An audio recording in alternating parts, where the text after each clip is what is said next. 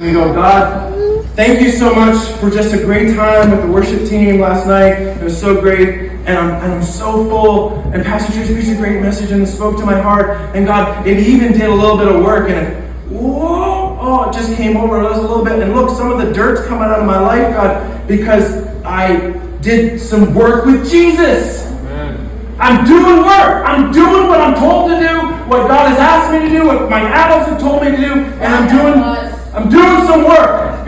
I'm doing the work. It's hard work. And then you become an adult, or maybe you're even doing it now, and you've got a therapist, a counselor, you're actually seeking professionalism, and you're getting a little bit more help. Right? Come on. And it's working. But the whole time, I'm still fishing this stuff out of the water. I just can't seem to get it clean enough. And I did this one time at camp, and this is what I had these things here, and I was like, okay, this is great. And as I'm getting these things, the Lord said, read the cup. I'm like, read the cup. It's like, read the cup. And I'm like, oh, that's good. That's good. And as I grabbed these buckets, this is what I read. Made for coffee only. Used for coffee only. See, because somebody thought this was an issue that needed to be addressed. I needed to write on this cup that is intended to be used for coffee. This is only for coffee. Don't use this for anything else. Don't use this for anything else. This is made for coffee. This is a label that somebody has put on me that says, you're not good enough for anything else. All you're good enough for is to make coffee. And you're in your church and you're like, I can't help it, dude. I'm only good enough to make coffee. I'm not good enough to do a worship on the worship team. All I'm good enough to do is set up chairs. I can barely show up on time because I am so focused on what people have told me that I am so stuck on this letter. Somebody wrote this on the cup. And they didn't just sprayed it once. I don't mean that. I know what I'm saying. They're going it again! I just found this one today. I'm like, shut up. Like, this is a thing. Like, this is a pattern now. You get me what I'm saying? This is a pattern. This is somebody else in this room. This isn't just you dealing with the labels and the things that people have put on your life. This is your friend sitting right beside you. That both of you are sitting there, not knowing the words that have been spoken on you and spoken on somebody else. And they both say the same thing. You're not good enough for anything else.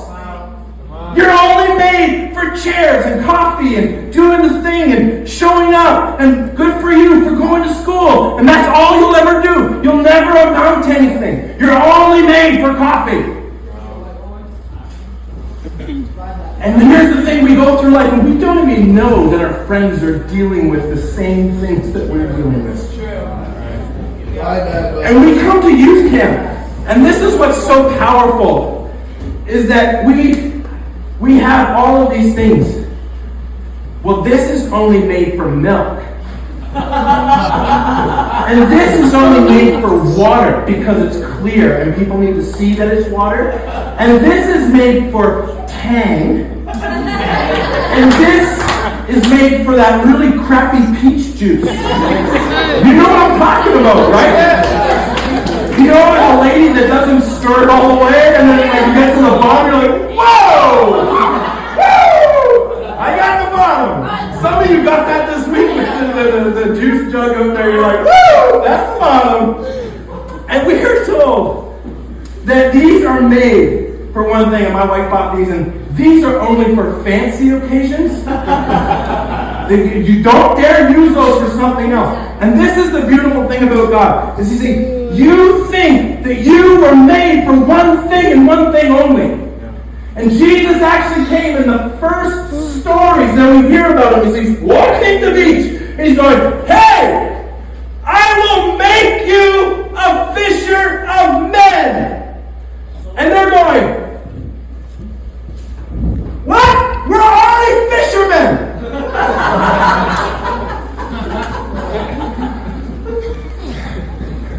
No.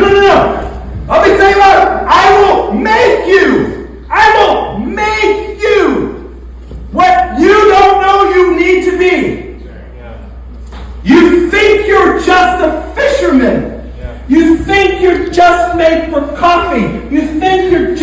made for this one thing. But if you will come into my presence and you come close to me, you will see that you are made for so much more. And I'm so sick and tired of you pastors preaching that you're made for so much more and listening to the rhetoric and is just singing really great songs.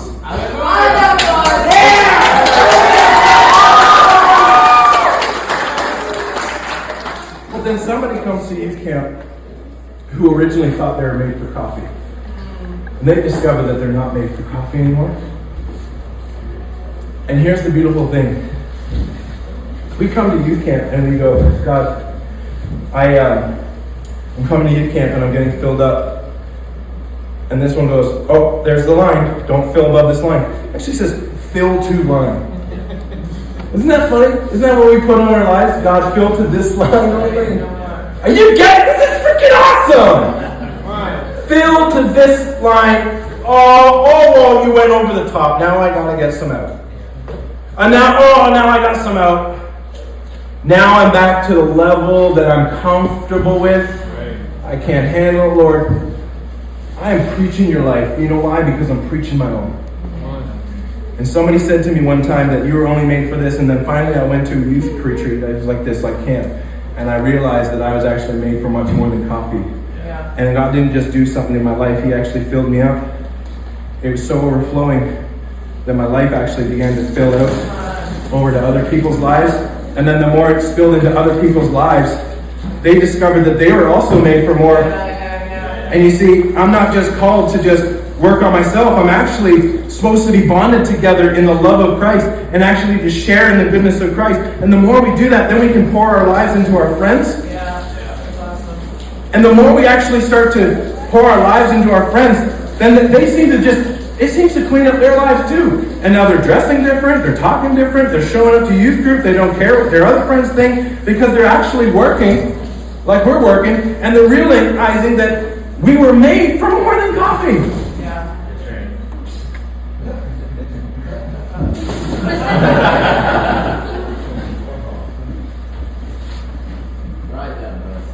Can I get that other thing?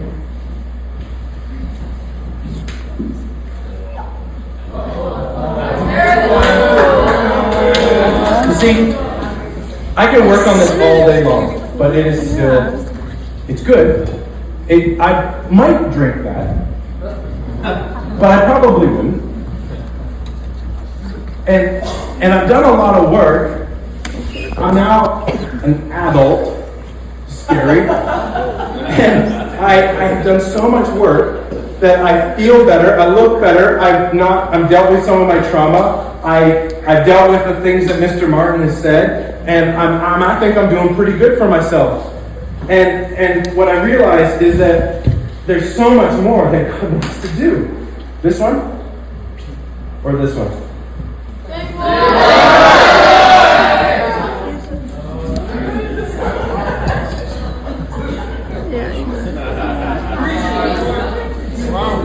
It's going to change your life. You ready? You got to see this. You see this? Young person, you were made for more. Yeah, come on, man. You were made for more. Yeah. Reach it. You are not worthless. You are not a throwaway. You are not damaged goods. Your mistakes don't define who you are.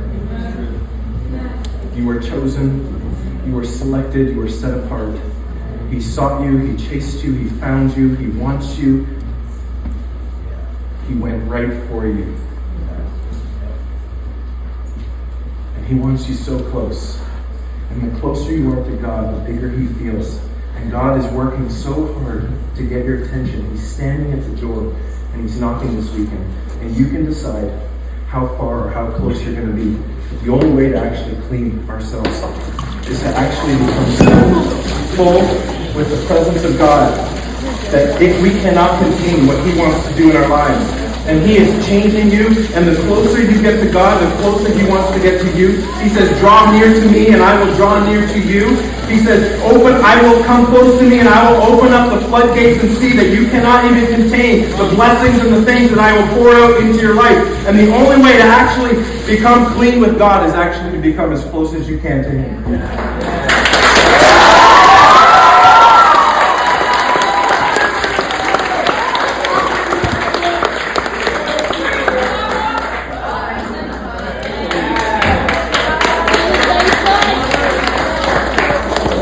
Young person, I'm going to call the band back. I'm going to ask my friend Bev if she would sing a song. And ride that bus. Ride that bus. Come on. Reach your what, boy? It'll change your life. Yeah. And every time you go and pick up a glass and you fill it with water, you think about the fact that God wants you close and He wants to fill you up. Even in your kitchen as you're just pulling the tap saying, God, fill me right now. Thank you, God. Thank you, God, that you're filling me every day. You are my ever-present help in my time of need. And when I am in trouble, I don't have to climb a mountain to find you, because you will come down the mountain to meet with me and to commune with me. And you're standing at the door and you are knocking. And God, help me to be obedient. And when you knock, just to open the door. And let you come so close to me that I can actually be filled by you. All around this room, would you stand with me? We're going to sing a song.